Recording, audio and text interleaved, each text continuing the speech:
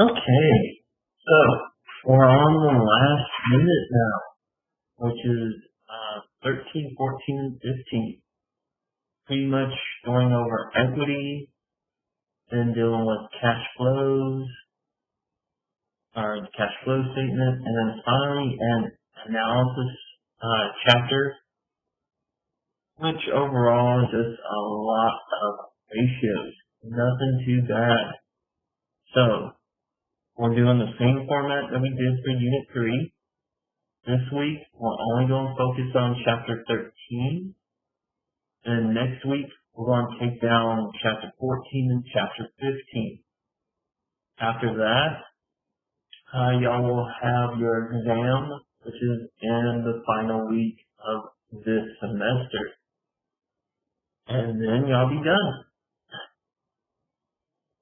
As crazy as the semester is, it's almost done. Just 3 weeks. And we've made up everything we missed. So, starting with Chapter 13, this again is all about dealing with stockholders' equity. This is the remaining part that we haven't gotten over on the balance sheet.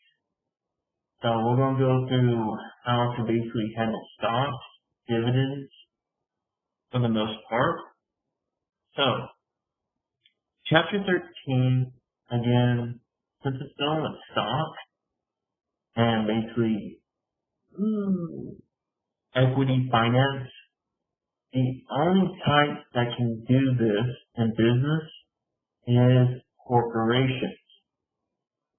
And this is usually an entity that is separate from its owner, with very many of the same rights as a regular person. They are held liable for what they are. So, when we look at corporations, their owners is not a single person. It's always filled with multiple people known as stockholders or shareholders, if you want to go that way. These are the people that actually hold stock. But they really don't act like a typical owner. The reason why is, again, they don't have that power. They're separated in a way.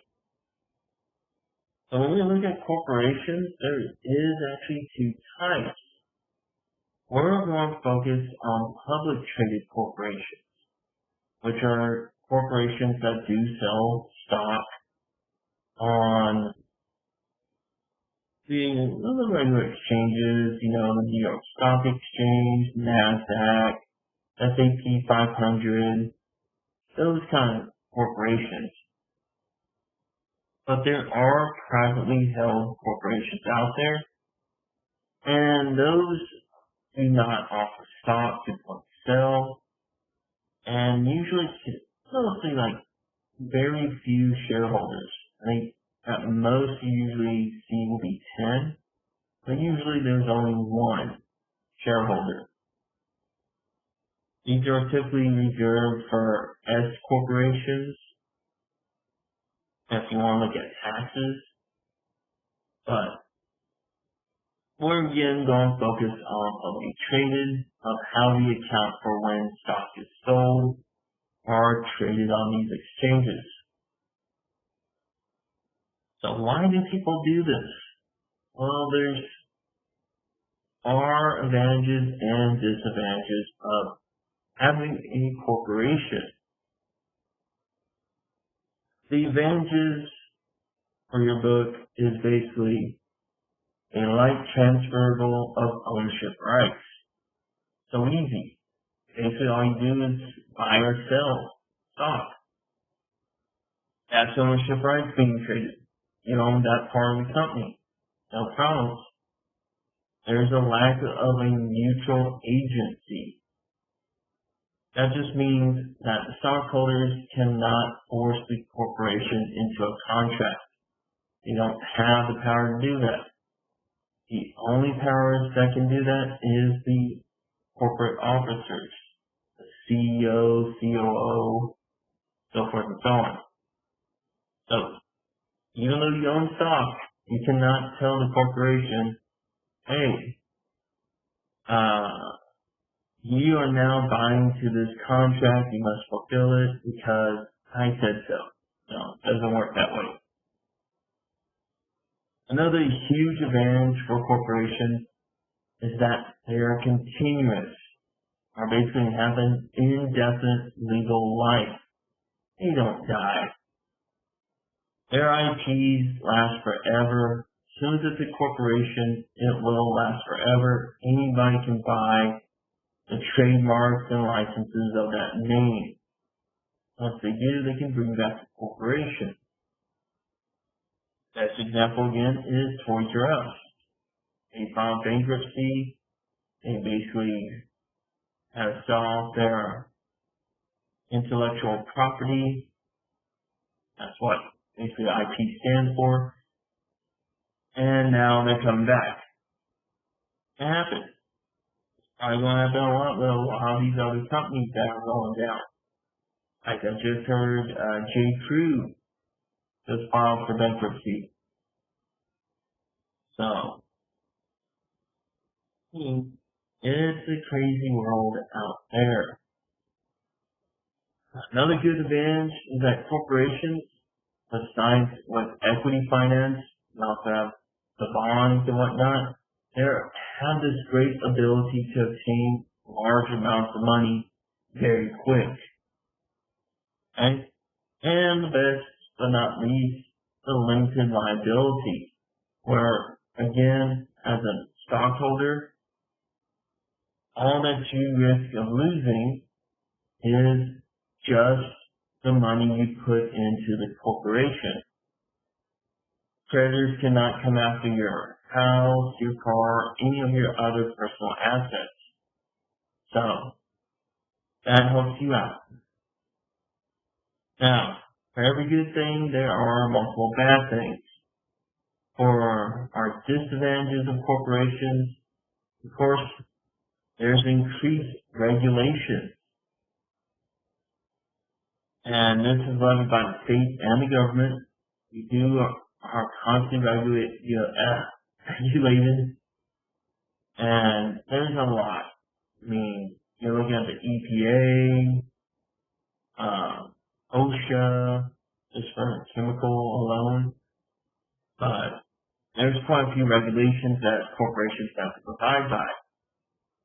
And if you ever take a business law course, you're going to learn a few of those. We also have corporate income tax on the federal and state tax level. Sometimes that's known as a franchise tax. It's what we call it here in the state of Texas. But they're typically higher than those levied on other forms of business. Typically, right now there is a flat tax of 21%. Of course, none of your examples are going to do that. And you get to learn about that in your business tax course. You deal with that. Hey, for y'all. Now, there is a huge disadvantage, though, to corporations. That is known as double taxation. This is basically saying this. First, earnings will get taxed, but from those earnings, the corporation issues out dividends.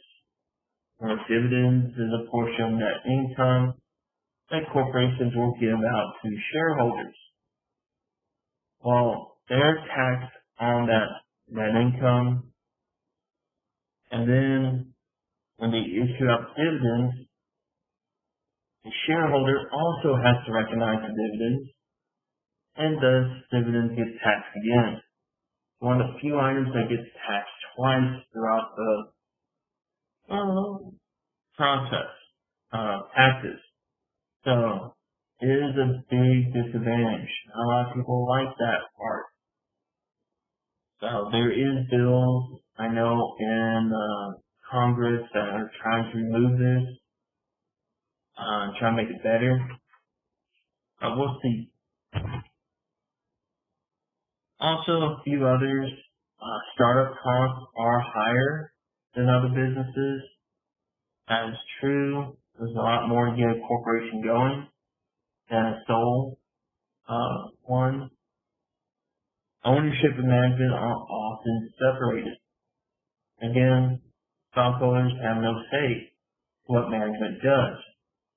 Because again, they're separate entities.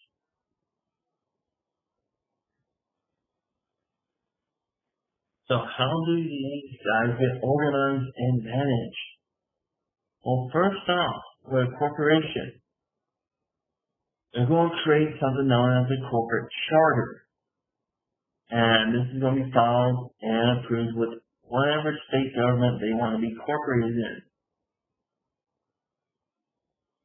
Now, does not mean that their headquarters have to be in that state. They can move the headquarters. But they have to abide by all the rules from the state that they actually incorporated in. 2, they want to start up that startup cost. So, organizational expenses are going to start. Accounting, legal, stock promotions, etc. are going to incur during this process. Then 3, based on their corporate charter, they're going to start issuing out stock. The first stock is usually done in a private sale, because again, they're trying to get the capital going. But eventually they'll use a public avenue. And a public one is where they issue out what is known as an IPO, which is an initial public offering. Okay? Those ones, they're usually now issued mostly electronically. There used to be a paper version, which actually I would say if you never get the paper version, bring that one, because those are pretty nice looking stock certificates. But, really, an IPO just is saying that we're going to issue out so many stock, this is the cost of the stock, and this is how much we think we're going to get from it. Sometimes it's good, sometimes it's bad. That's why we have underwriters to do this. But the last major example that I remember that hit the news that was really big was when Facebook went public. So when they issued out their first IPO, they had a high price point for their stock. They thought it was worth this much, and a lot of analysis laughed at them. And then, like an hour, it was selling like almost 2 to 3 times more, and people were just astonished by it. It was crazy.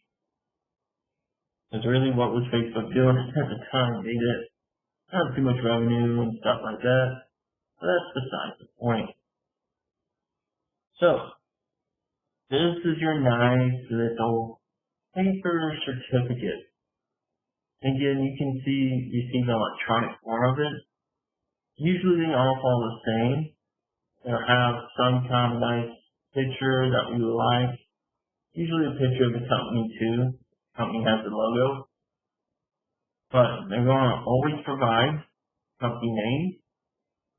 So, Smart Touch Learning for this company. Who the stockholder is. Okay?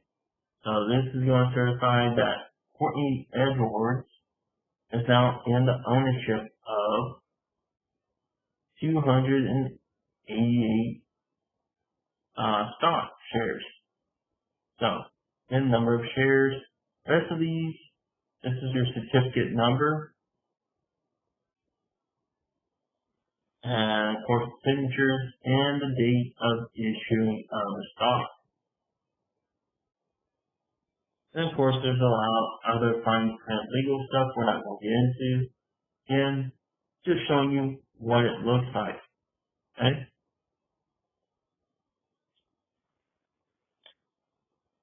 Now, how is it governed? Corporations follow the basic path. and it can be summed up as a pyramid. But stockholders, their biggest thing with ownership is that they get to vote and elect the board of directors, who again is accompanied by a lot of different people and makeup. Really want an eclectic board of directors so that they can understand what's going on with the business. But again, they don't really run the business. This is their job to elect managers and mostly the corporate office. So their board of directors are responsible for hiring the CEO, the COO, the CFO, and any other corporate bigwigs, as you can say. From there, the corporate officers and whatnot will hire the managers, and then the managers to the employees, so forth and so on. The reason why I like this pyramid is because it also shows the power. Who basically has the power in the corporate, in the company? Who has more of the influence? And honestly, it's always the employees. And again, how many businesses do you know that can run without employees? So, employees have a lot of power. That's why they can go on strike or do any other thing that basically tries to make it a better workplace. This is also why we have unions. Unions, again, help basically steer that kind of influence to certain subjects. But that's just a power issue, not much. So when we talk about stock, there's two types that we're going to tag on. Mostly we're going to hit one, and that's of course the one that's used more often in the common stock. And basically, the common stock is general forms of stock that's used to award certain rights or privileges, mainly the right to vote. Okay? So at the meetings, common stockholders, get to vote on certain things that the board of directors wants or for a new member. Up to them. They also have something called via proxy on their votes. And that's all it is assigning the right to vote to a designated agent. Kind of like how states have electoral college when it's voting for the president. Well, basically letting those people vote via proxy. Doesn't mean they're going to vote the way that the state leans. You can vote any way that they want to. That's a different issue. They also have the right to sell or dispose their stock. They have another right called the preemptive right, which basically means if the company issues out any more stock, they have first dibs to make sure that they are still proportional to how much they own of the company before the issue of stock, so they can keep their percentage. They also receive the same dividend on each share of stock owned if that dividend is declared and after the preferred stock. And then, of course, in the event of bankruptcy or liquidation, a company going downhill, they're going to receive share of assets remaining after, again, creditors and preferred stockholders. They are the bottom of the totem pole when getting their money back. It always goes to creditors first, then preferred, and then common. The other type of stock you're going to see us hit a couple of times throughout the rest of these notes is known as preferred stock. And this is what we call a hybrid in a lot of ways between equity and debt. That's mostly because of their dividends. When preferred stock is set up, they're usually guaranteed so many dividends if dividends is declared every year. If they do not get those dividends, it becomes cumulative, which means anytime that the company issues out dividends, they have to pay up the preferred stock first. They have to do that, then they can do the common stock. So we'll get into that, and I'll show you that once we hit dividend portion of the notes. Now, that also kind of brings somewhat of a hidden debt, not a true liability, but it is a hidden debt. However, on the claims on assets, they can only claim after creditors, and they do lose the right to vote. It's one stockholder's right to give up to be a preferred stock owner. Basically, they gain this dividend amount, and they gave up the right to vote. Really what's going on? But because of this hybrid situation, very, very few companies are issuing preferred stock anymore. This nice little graphic shows about 73% now corporations they don't have it. Only 27% still issue preferred stock. But since that's still quite a big number of corporations, we're going to still talk about it just a little bit. Basically, it does pretty much the same items as common stock. We just have to keep them two separated.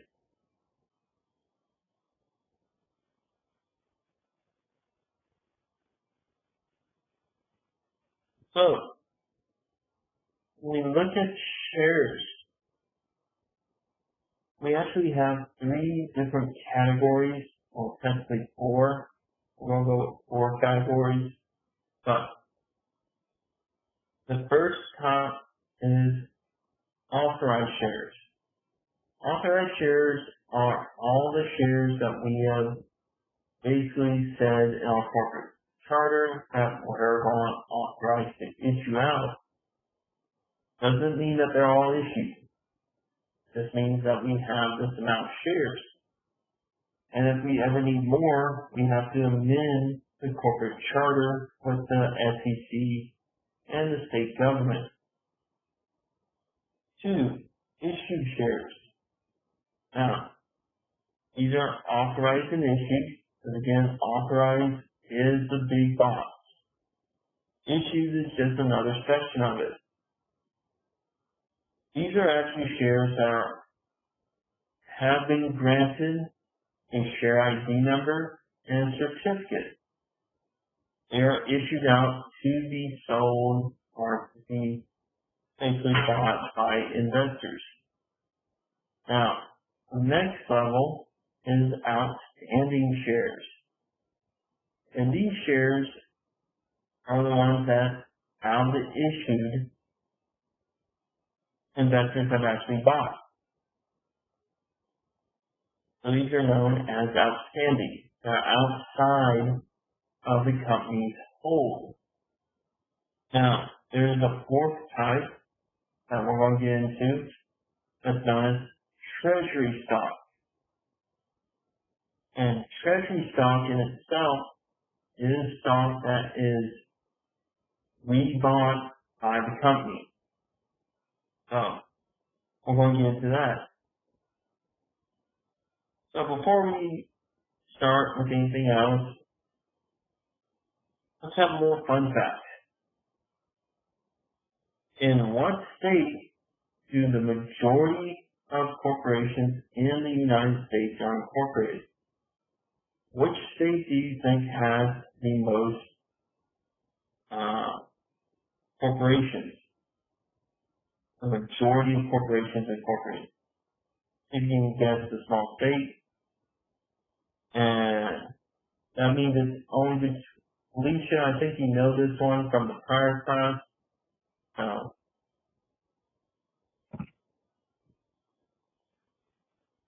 I use this. I think you know that, Taya.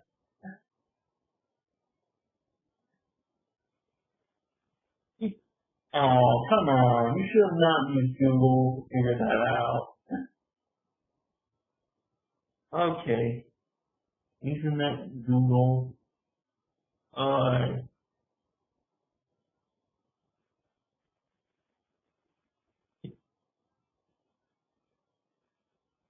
Alright, you get back into, your state. You gotta get back into geography there. I know the state. It's always good. Okay.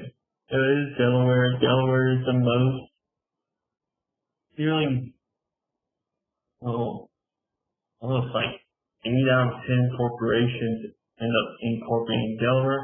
That's mostly because of its very, very favorable rules and regulations. Again, they don't have to be headquarters there. Like Home Depot, that's one that's incorporating Delaware. There's actually quite a few. I think most of the corporations we know of are, except for anybody likes their morning coffee. Starbucks is actually incorporated in their home state in Washington. Again, most people like to be incorporated in Delaware.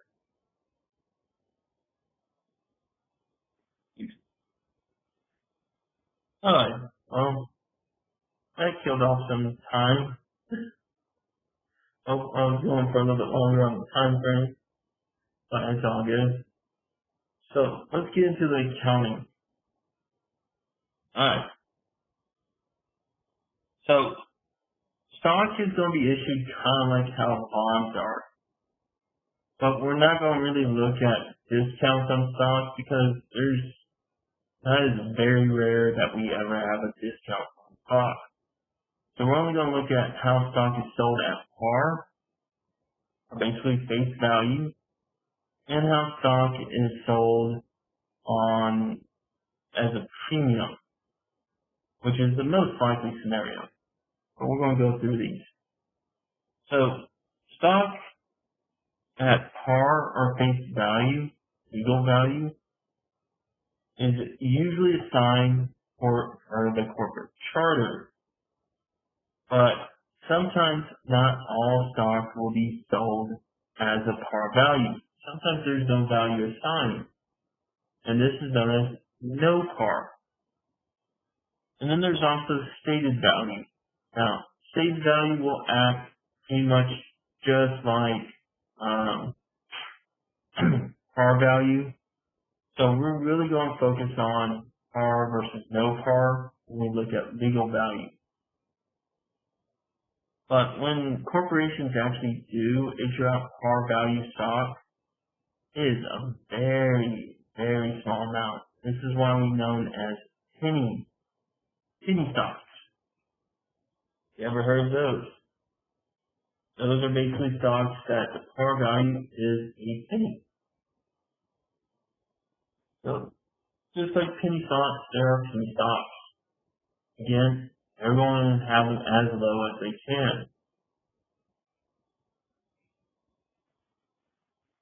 And again, with happening over here, we see that most stock types though are par value. Grand total of 88%. About 9% are no par, and a little bit of 3% as stated. So let's see. Starting first, let's assume on May 1st, 2019, Maples Corporation is going to issue out 100 shares of $1 par value common stock. They're going to issue at par, and then they're going to issue out 1,000 shares of $10 par value preferred stock at par. Alright. So, to find how much money you receive, we would all take the number of shares and times it by the par value. And that's what's going on right here. This is only for common stock.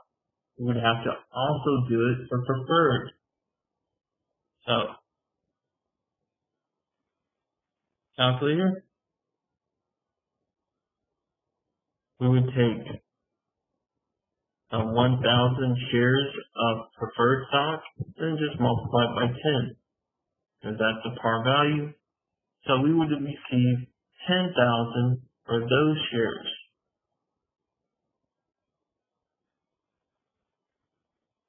So when we make our journal entry, cash is coming in. This is for the common stock of 100K. And then we will put common stock, 100,000. You can even put common stock like $1 par value. You want to go specific. Sometimes they do go specific. I'll show you the way that the partial balance sheet looks. Preferred stock, journalized is pretty much the same. Since we know we had 10,000 of cash coming in, it's cash, and then the credit is going to be preferred stock. Have to keep them separated. Okay? Different types of stock, different voting rights, so forth and so on. We have to know how much stock we have.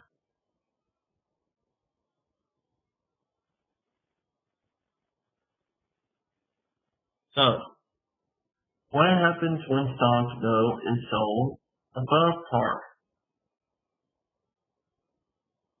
Well, let's do this. Stock issued at a premium. Again, this is most common because, again, usually par value is very, very cheap. So, lowest legal problem that we can issue. So, portion of the proceeds are going to go to a new account called paid-in capital in excess of par value. Or sometimes referenced as additional paid-in capital. So, basically just it's how much more do we sell above par value.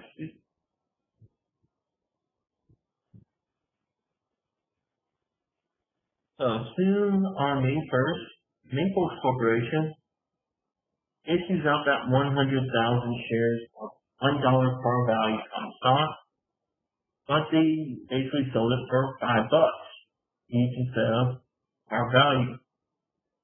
And they're going to issue out that preferred stock of that 10 at 14.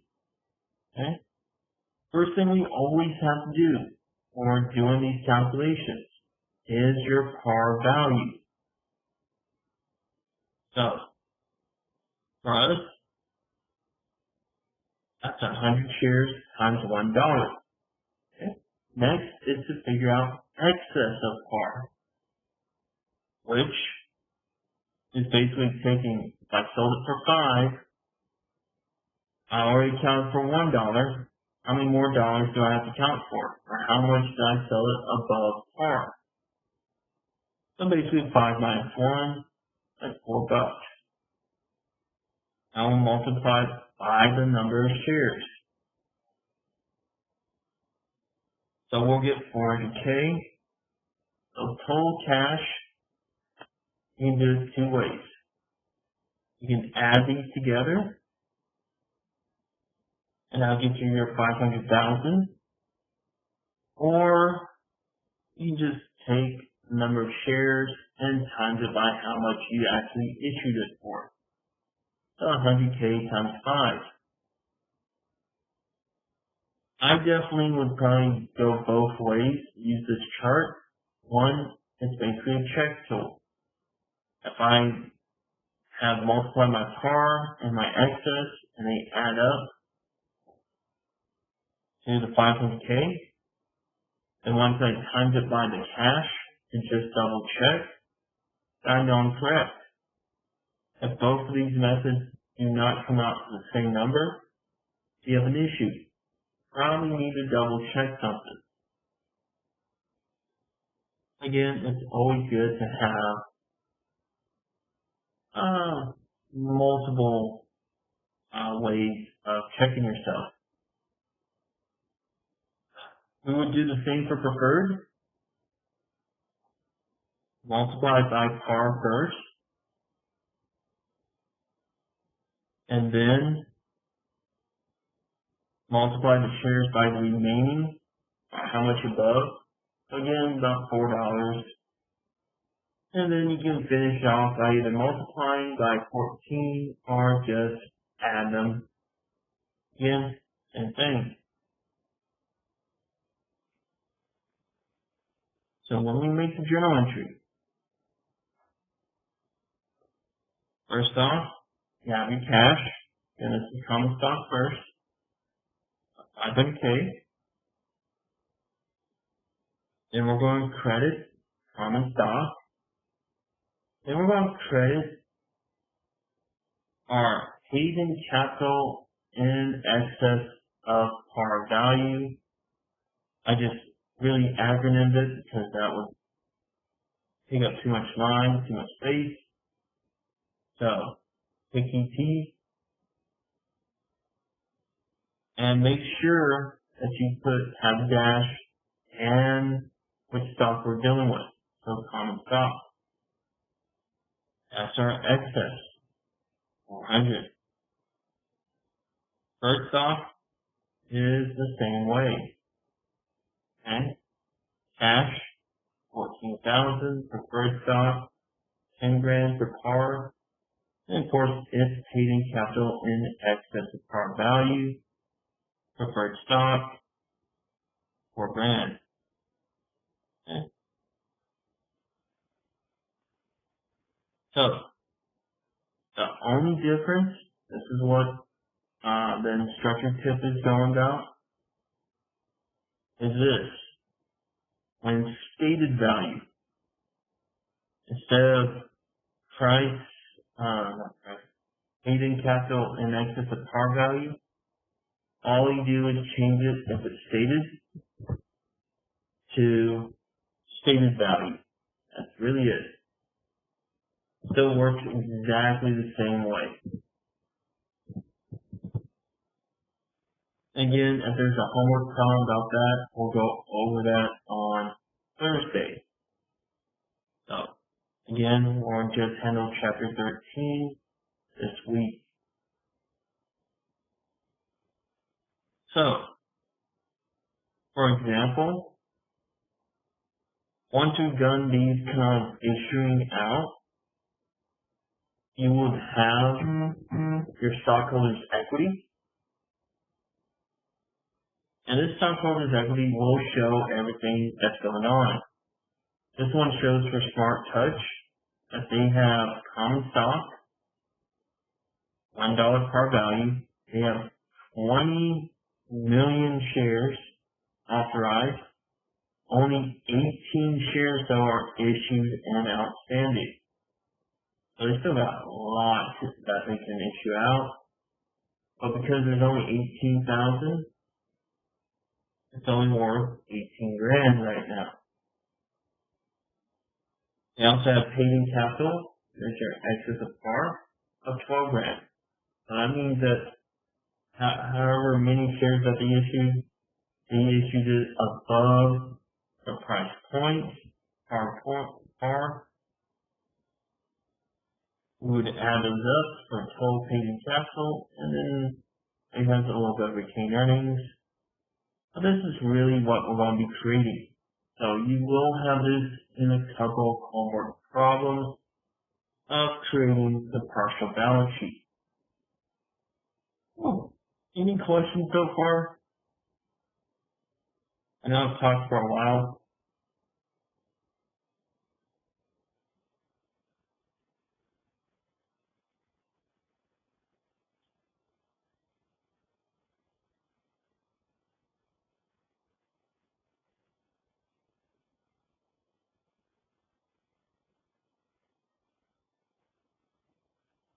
Okay.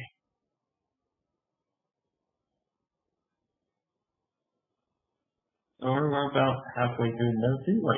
Hey, so no par. Now again, when we're doing a no par, basically whatever the value that we sold it for is the value that it is. So there is never an paid-in capital excess of or additional paid-in capital. Now really, if you ever get a no par question, all you do is read it first. So, same on June 1st, 2019, Angleton Corporation issued out 10,000 shares of no par value common stock for $30 per share. Well, all we have to do first, take the 10,000, so calculator, 10,000 times 30, and we come out to our actual money being $300K. So this is the money we received. Well, we would put in our cash for $300,000, and then we'll put in capital stock of $300K. For this journal entry, since it's no par, we want whichever person comes behind us to know that this was no par value or no par stock. So they can look in and look how much it actually was issued for. And that's really it for no par. Nothing too much to it. So just don't get into the trap to try and figure out par value. Okay?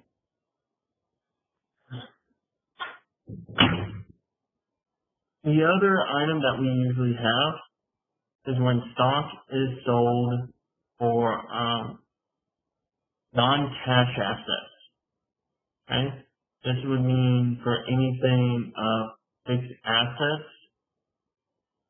to stock of other corporations, inventory, maybe we assume of liabilities, or even pay for organizational expenses.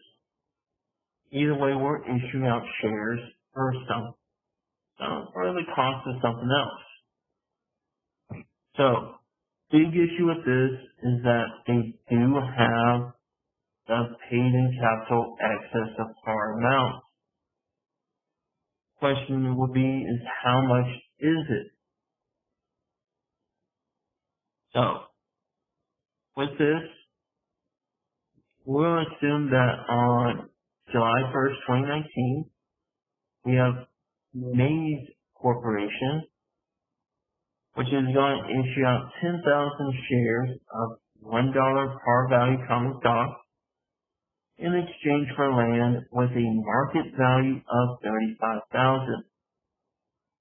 So basically, right now we're trading our stock to buy a land, which could happen. Sometimes it does. So if you use one of these charts I've been using, this will already tell you that your ending balance will have to be the same as how much we got the stock for, or what we're trading it for, which is land. Okay? And we also know par value, because we issued out 10,000 shares of $1 par value. So that's about 10 grand. So to find the excess, all you do is take the difference of these two, which happens to be about 25,000. That's it. Nothing more, nothing less. Just watch out what you're basically trading your stock for. So for us, instead of cash, we traded it for land that we already knew the value of. The amount of common stock was 10,000. And there's our paid-in capital in excess of par, common stock of $25,000. Okay? That's really just all the issuing going on. And then here's a nice little concept check for our extra practice. You want to go through. This one has no par and no stated value. Some have a stated value, so watch out for this. As that one, since it's stated value now, has a value for the no par. So be careful. This one's supposed to trip you up just a little bit to give you some more practice. Okay. So stock that's issued out, sometimes we'll want to end up buying it back as a corporation. When we do this and we purchase our stock, this is known as Treasury Stock. Okay? So, Treasury Stock in itself, the reason why we may do this is usually we're going to use the shares to acquire another company. Okay? Basically, that's part of a merger or something else going on. And thus, we purchase our stock back to have some leverage. We may purchase our stock to avoid a takeover. These hostile takeovers can happen. Basically, if anybody owns the majority of the shares, they can basically run the company. If they ever get 51% of the shares, that's it. They basically have taken over the company. Nobody else can do anything, no matter what. So companies will watch out for that.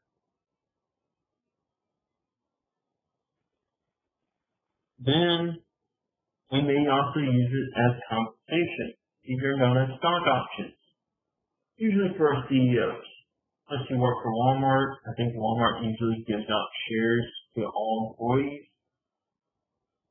But again, you'll go into that later in your accounting courses. We also would probably want to maintain a strong liquid market for company stock by showing confidence in our current price, or also manipulating it to where it looks good. Some companies will do that, especially if they have the money. They'll buy back their stock. Less demand out there, means the price will go higher.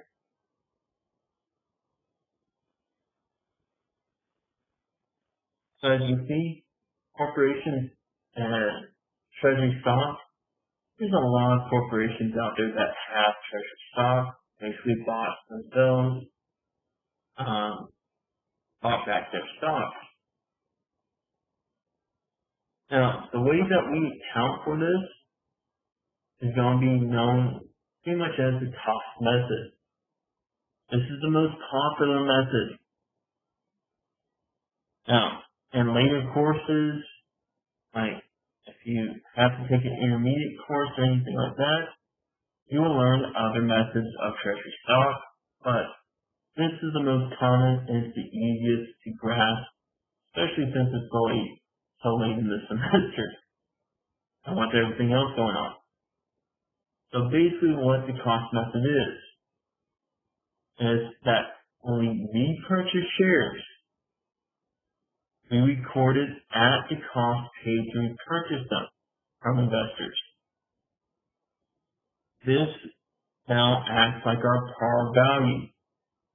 So when we reissue these treasury shares, we reissue them at the cost we paid for them. So does that mean we can reissue them for more and less? Yeah. We'll get into those too. Again, I have those examples ready to go for y'all. So, big things to know about treasury stock. since we're going to keep into our theme that we usually have with these chapters, Treasury Stock is our contra.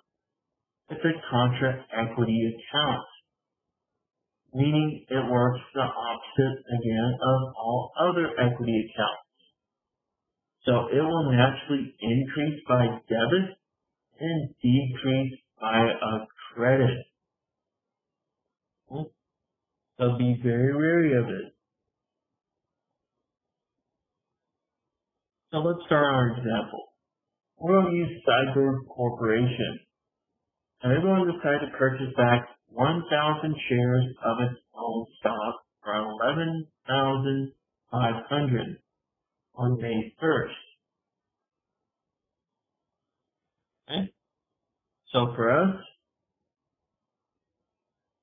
since to repurchase, our debit is going to be Treasury Stock. We're going to just assume that this is common stock. And we're going to debit for the amount that we paid. Okay? Since we paid, it also means we're using our famous account, cash. And of course that's a credit because again, we paid. Okay? Now, if this is all they give you, you definitely want to figure out how much per share. So, using our calculator, we'll take the 11,500 and divide our shares. This will tell you how much per share, which happens to be $11.50. Okay? Just be wary because again, some homework or quiz or even an exam may do that to you. Okay? They will just give you the amount that you bought it for and not give you the per share. You know that. But when we decide to reissue, okay, so we're reissuing the shares. We're going to reissue 100 shares of its own stock, and they went ahead and gave us the per share, which matches to what we had on May 21st. Okay. So they reissued it at basically the cost. So this one's simple. When it's issued at cost, it's just cash to be debit, money came in, and Treasury Stock is going to be credited. Again, it came from Treasury Stock. Okay? That's an easy one. But what would happen if we sold it for more? So when it's above cost, and these charts come in handy just to help do the formulas and whatnot. So, Cyber Corp reissues 400 shares of its own stock for $12 per share. So again, first thing we have to figure is basically how much shares would have been at cost, or basically their par value. So 400 shares times $11.50 comes out to $4,600. Now, we know we sold it for more, about 50 cents more. Yay. Love that 50 cents. But we would do the same calculations like we did with common stock and finding its excess. So we'll take the shares, multiply it by the difference of the issued price and the cost. So we come out to $200. So we got an extra $200 for the reissue.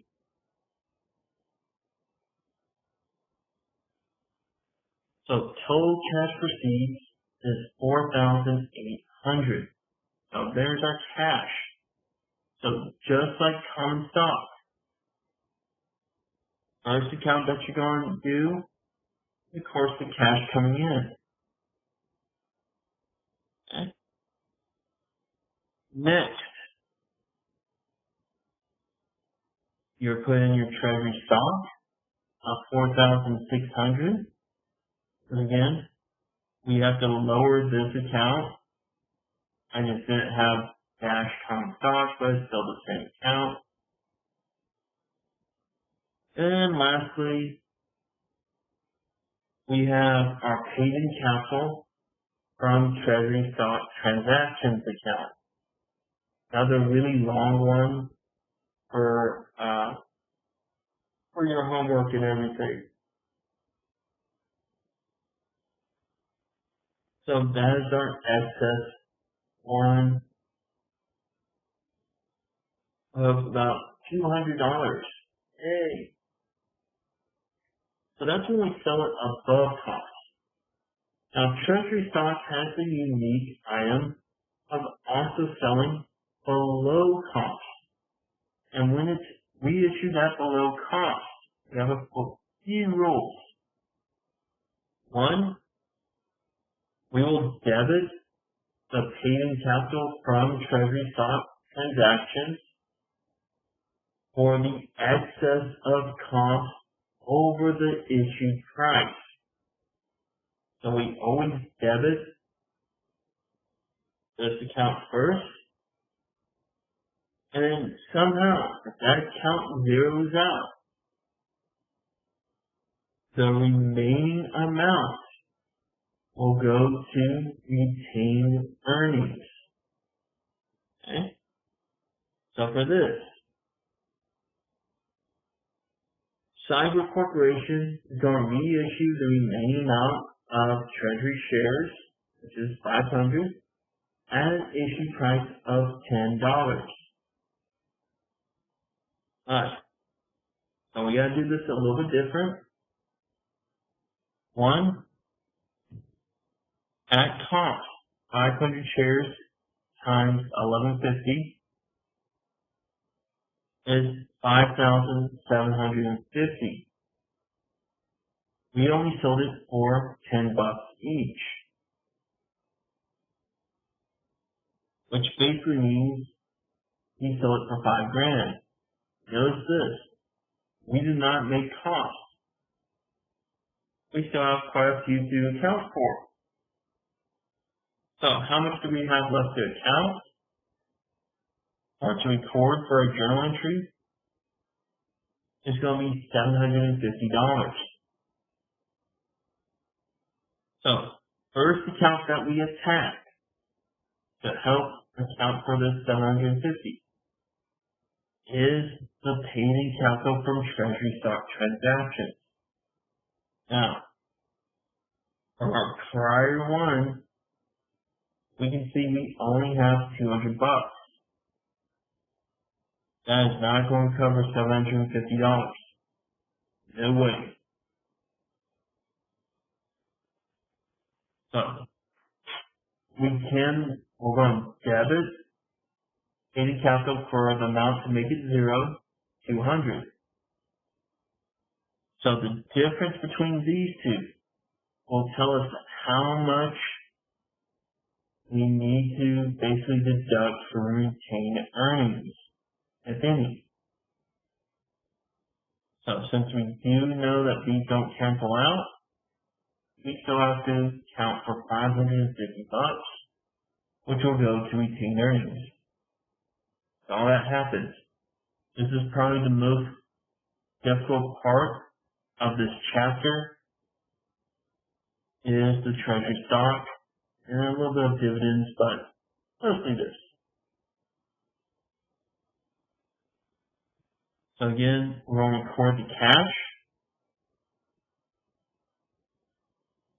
We're going to record the debit to paid-in capital from treasury stock, which now is 0. We're also going to debit retained earnings for the $550. And then lastly, you're going to credit your treasury stock account for the amount at cost.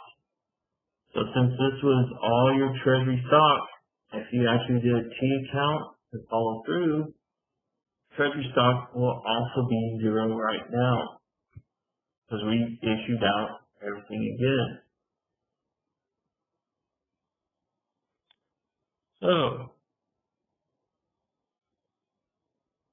for another example of how it would look with treasury stock going on, and this one actually shows preferred stock also. Here's our preferred stock. So again, $50 par value. You have 2,000 shares, only 1,000 issued. So that's what makes up the 50,000. So 1,000 times 50. And then they're paid in capital in excess. And here's our common.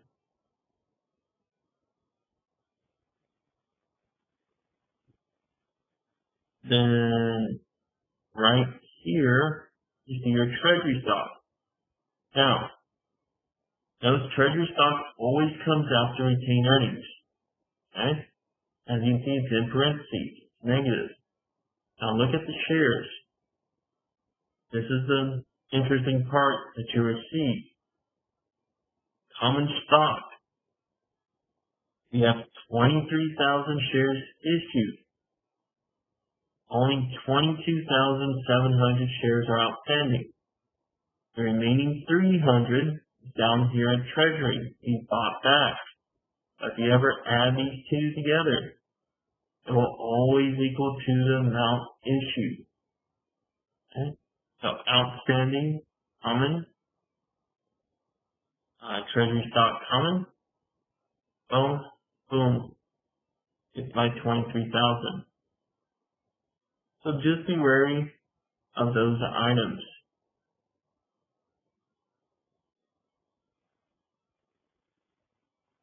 Okay?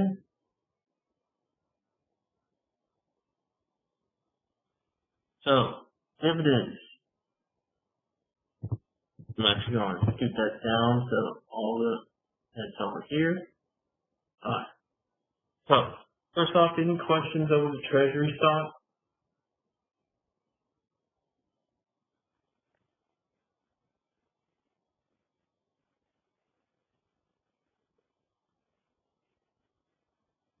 Okay.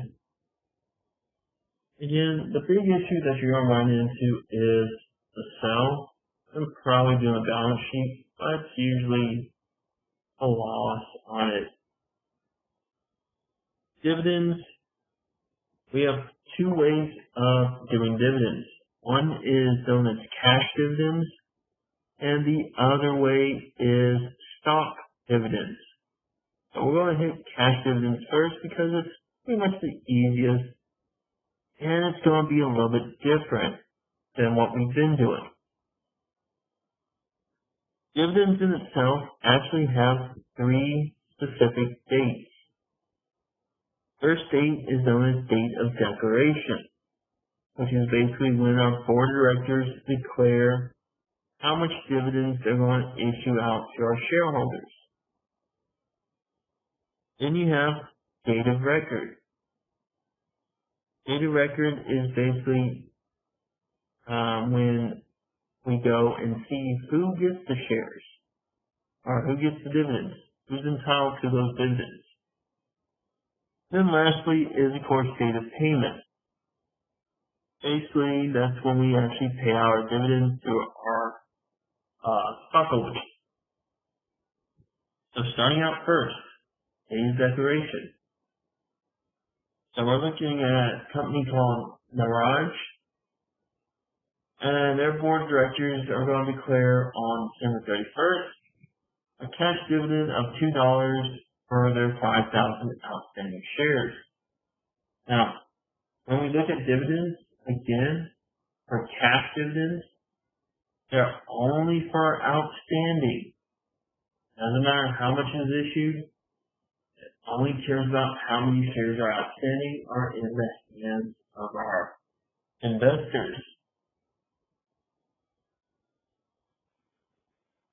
So to figure out how much dividends we want to issue out, you just take the $2 and multiply it by the number of shares outstanding, about 10K.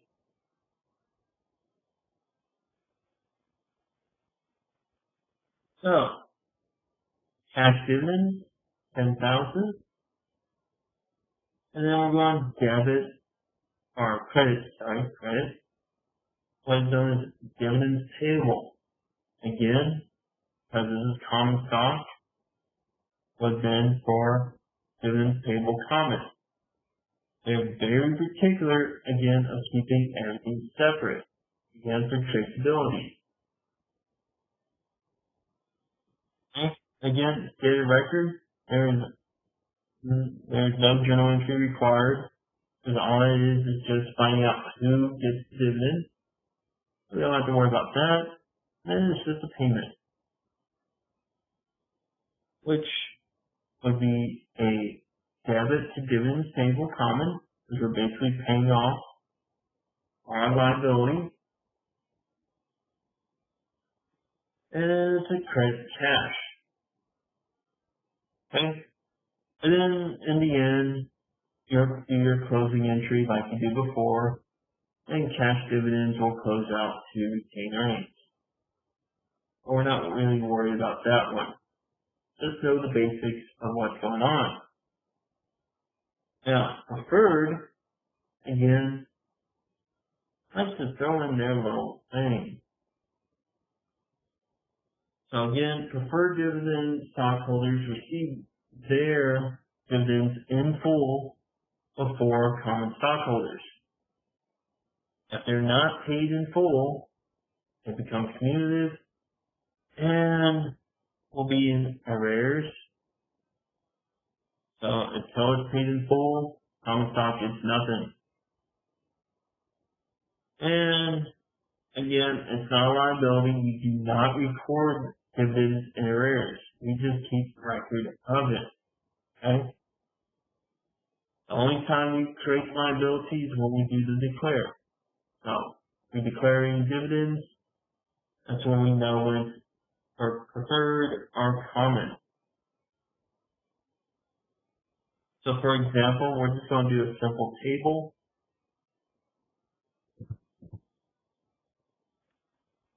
And we have Precise Corporation, and they're going to issue out stock that's outstanding as follows. 100,000 shares of 10% cumulative non-participating preferred stock at 100 par, and 100 shares of $5 par value common stock.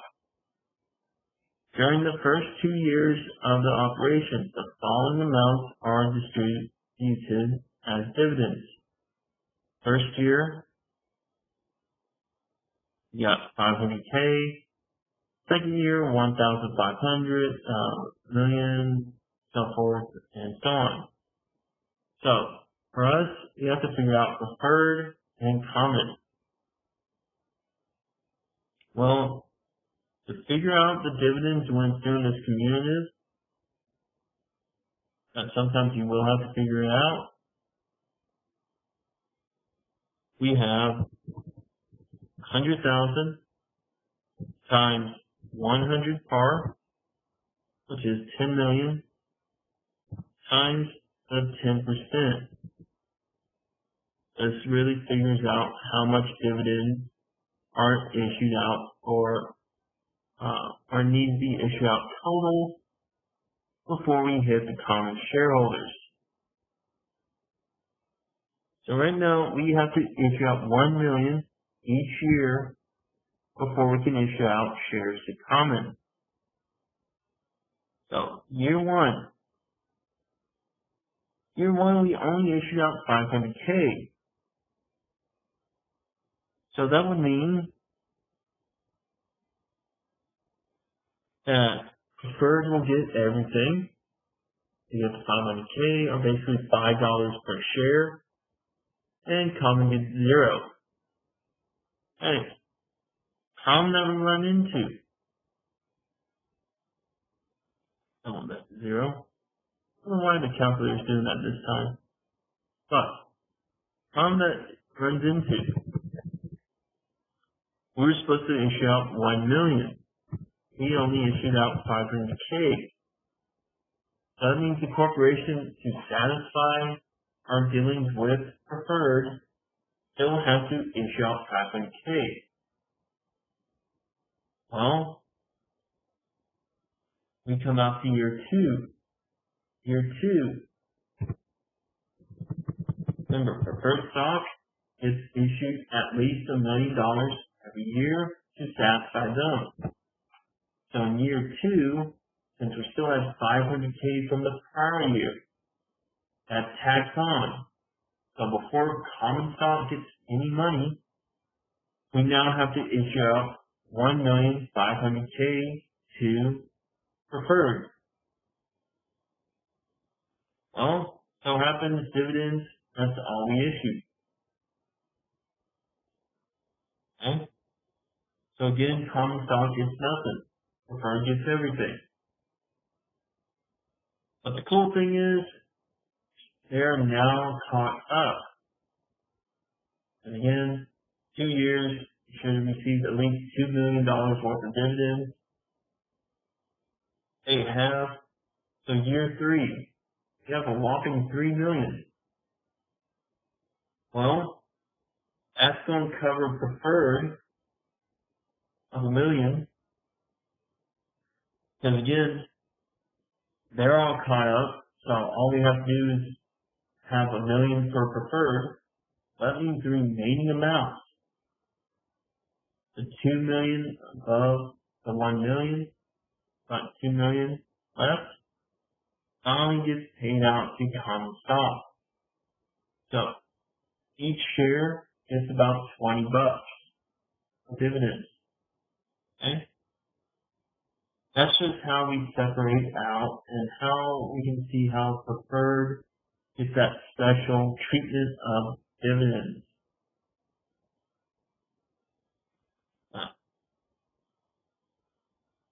So the other type of dividends that can be issued out is known as stock dividends.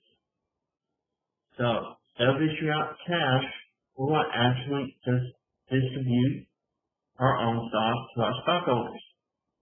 Basically giving them more stock. Which can be good, can be bad, depending on how it goes for that shareholder. The thing with stock dividends,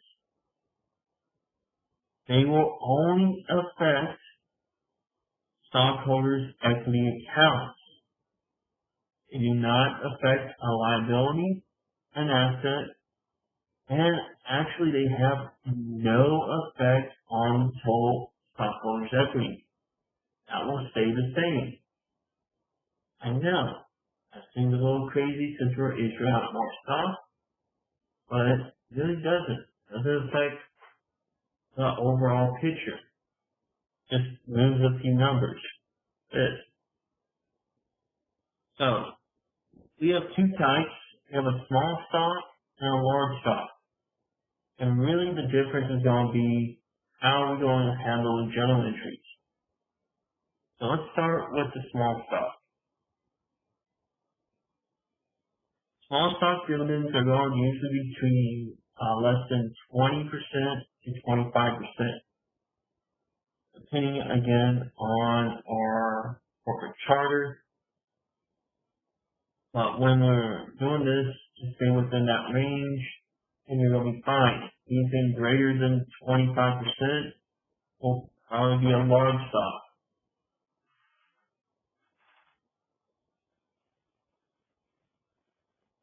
So when we're done with small stock dividends, the stock dividend account is going to be debit for the market value of the dividend share. Okay? That's a big key. We're going to have a new account, that's another equity account called Common Stock Dividend Distributable, which is credit for the dividend stock par value. Basically, this is stock yet to be distributed to our owners. And then paid-in capital in excess of par is going to be credited again for the excess. So only equity accounts that are being affected right now. So, for example, we're going to use Greg's Games, and they're going to distribute a 5% common stock dividend on 2 million shares issued and outstanding when the market value of Greg's Games common stock is $50 per share, and par value is $1. And sounds like a lot. We're going to break it down like we did before.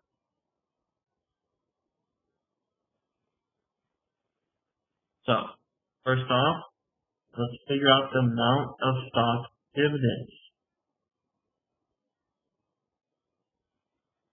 which is going to be the $50 per share, which is the market value, and market value times 2 million shares, which is the number of shares we have, times our 5% of common stock. So basically, we're just issuing out 5% of our 2 million shares. And multiply by 50. This is going to give us $5 million bucks. 5 million for stock dividends. Sorry about that. So, next is to figure out par. Well, you take the same formula up above, except for $50, you exchange it for $1, because that's the par value.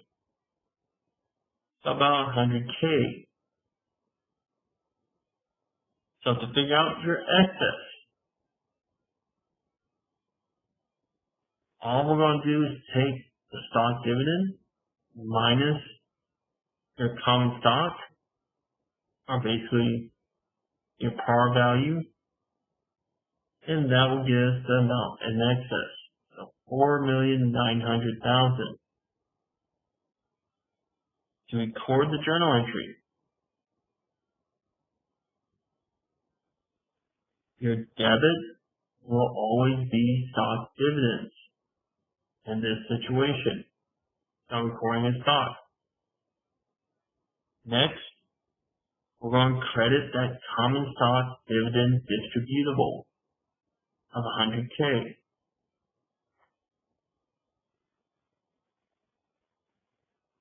And then, of course, our paid-in capital in excess of par, we'll also get credit for the excess amount. Now, when they finally distribute this common stock to its shareholders on the date of payment, basically. So they use the same 3 days. This was the date of declaration. Again, date of record has nothing. This is the date of payment. Basically, we're disputing the common stock. For this, our debit will be the common stock dividend disputable. Because again, this is distributable, we are distributing it now. So it's going to be debit, and then we're going to credit common stock. Again, you can use the par value if you want to. Because now we've issued out the common stock. That's for a small stock dividend. And then here's just a graphic to show you the comparison of what's going on. Here, then we're not looking at preferred stock, common stock. Before, we did the stock dividend. Now after, total stockholders equity did not change. All we did was recognize now the 100,000 of shares issued. That increased.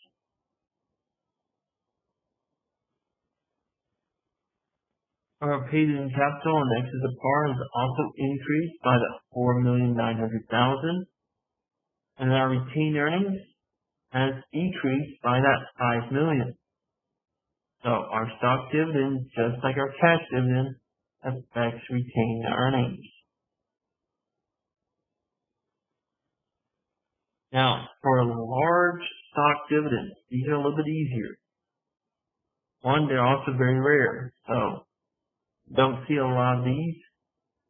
But if it's a large stock, we account by the stock's par value instead of market value. Because, again, it makes a bigger difference if we have a large amount. So for this, we're going to assume that they declare a second common stock dividend of 50% when the market value of Greg Gaines common stock is $50. And they plan to distribute on March 30th. So we're going to do both entries here. First entry is the stock dividends, which is $1 of the par value, which we can find up here. And we're using the same information, times down 2,100,000. That's how many shares are now outstanding after the small split. Okay. Times 50%, so basically half, gets you to 1,050,000. And of course, we haven't distributed it yet, so it goes into common stock dividend distributable. Then we distribute it. So again, same way as a small on how we distribute. The only difference between the two is how we recognize the stock dividend. One uses market value, which is a small. Large just uses par.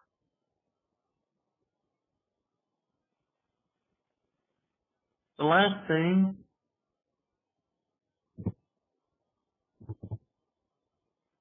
that we have is real quick, it's just a reference, is something known as stock split. And a stock split is basically, one, we have no journal entry.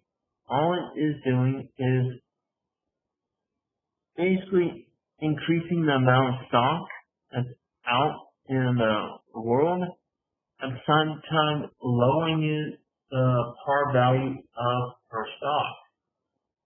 Does not change the overall value.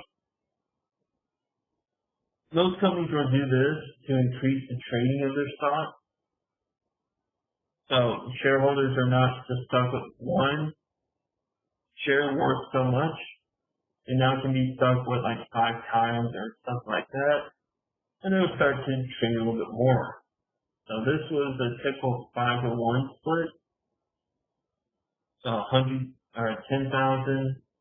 Our value was $100 per share. It gets to 1 million. After the split to 5-1. So basically every share is now more is 5 shares. You increase to 50,000. Par value per share drops down to $20. Then 5-to-1 split. Still the same value. And that's it. That's chapter 13, all in a nutshell. Okay? Any questions about chapter 13?